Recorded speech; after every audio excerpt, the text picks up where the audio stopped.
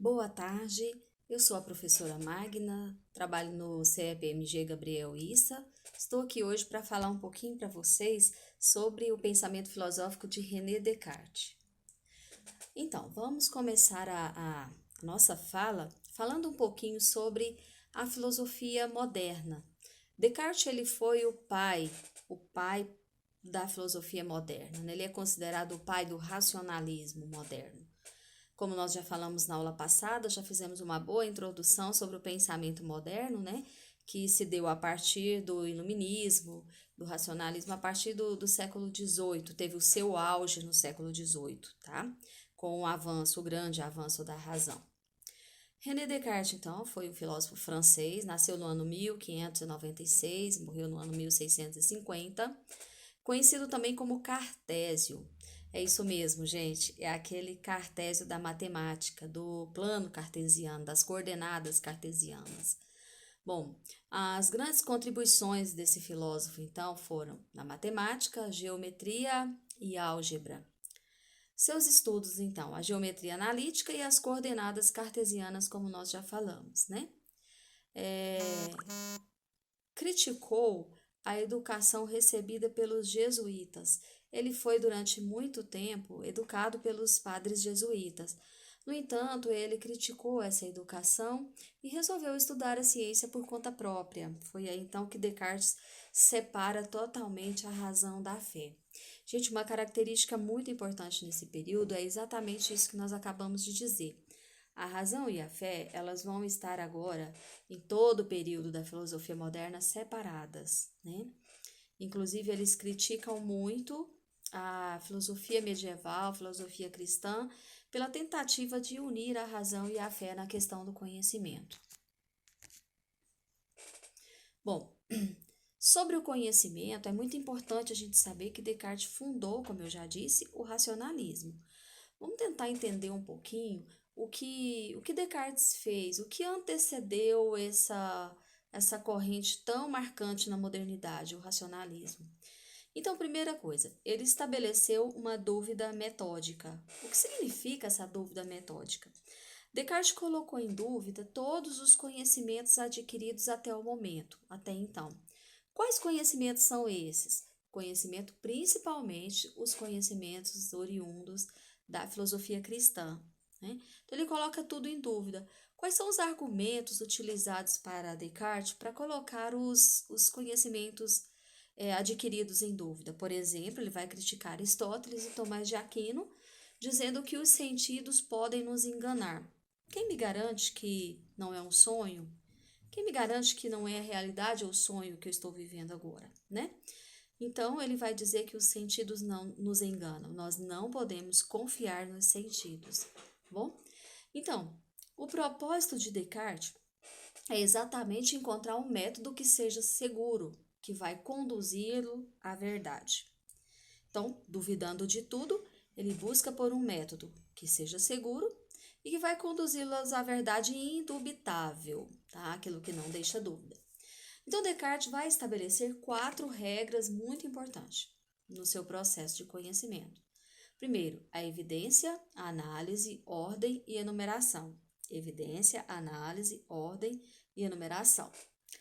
Bom, o que significa então a evidência? Descartes vai dizer que nós devemos acolher somente apenas aquelas ideias que se apresentam à razão como claras e distintas, ou seja, que não deixam dúvidas.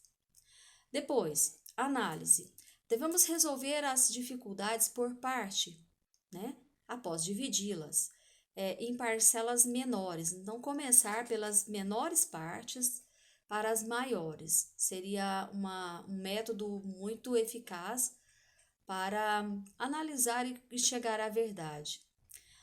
Depois da evidência, nós temos a análise.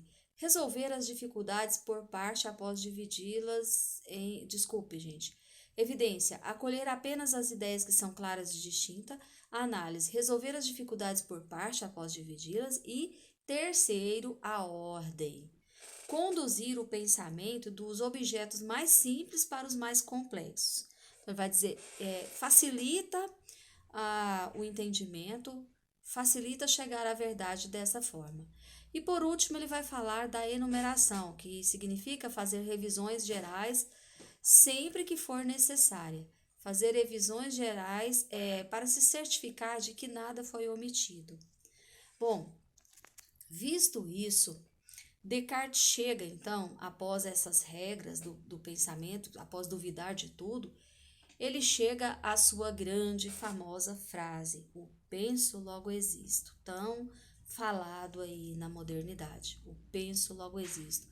O que significa esse penso, logo existo? A primeira certeza que Descartes vai chegar, que ele não consegue duvidar, é o pensamento.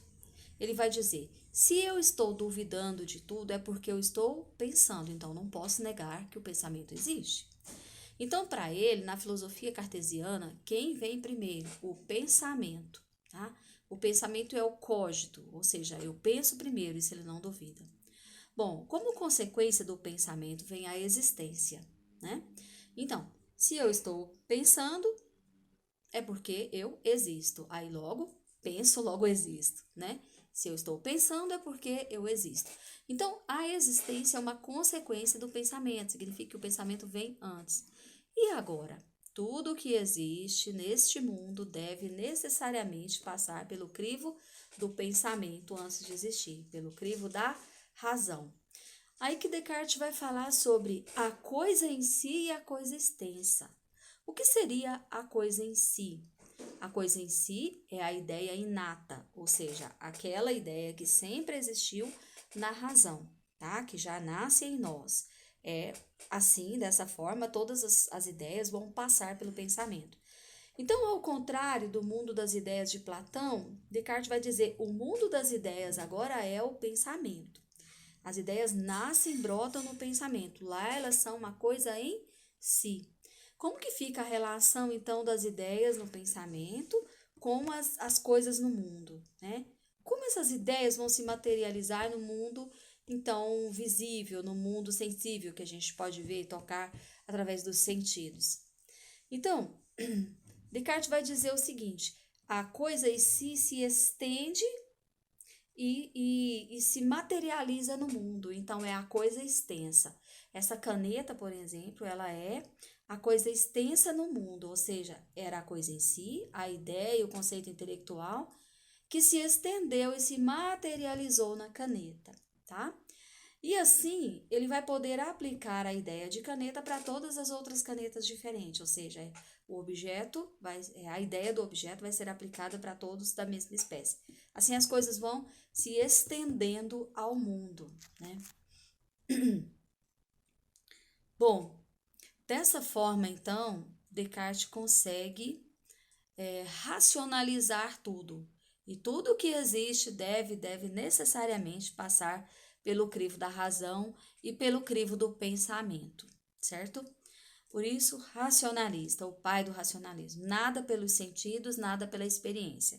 Então, ele vai comprar uma briga com os empiristas depois, por conta da sua defesa da razão, né?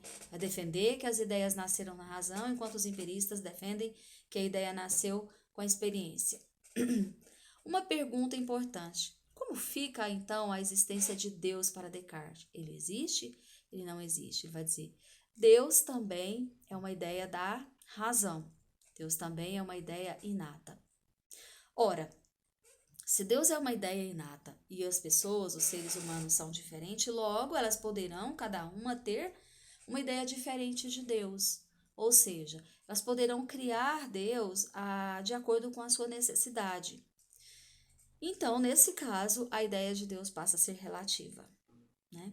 Não há uma fé no sobrenatural, naquele ser que está fora de nós, como diziam os medievais, né? Não há uma ideia, né? Uma crença nesse ser.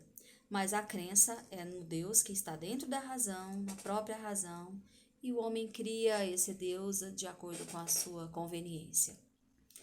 Bom, o pensamento de Descartes, então, vai nortear toda a filosofia moderna e vai deixar consequências, né?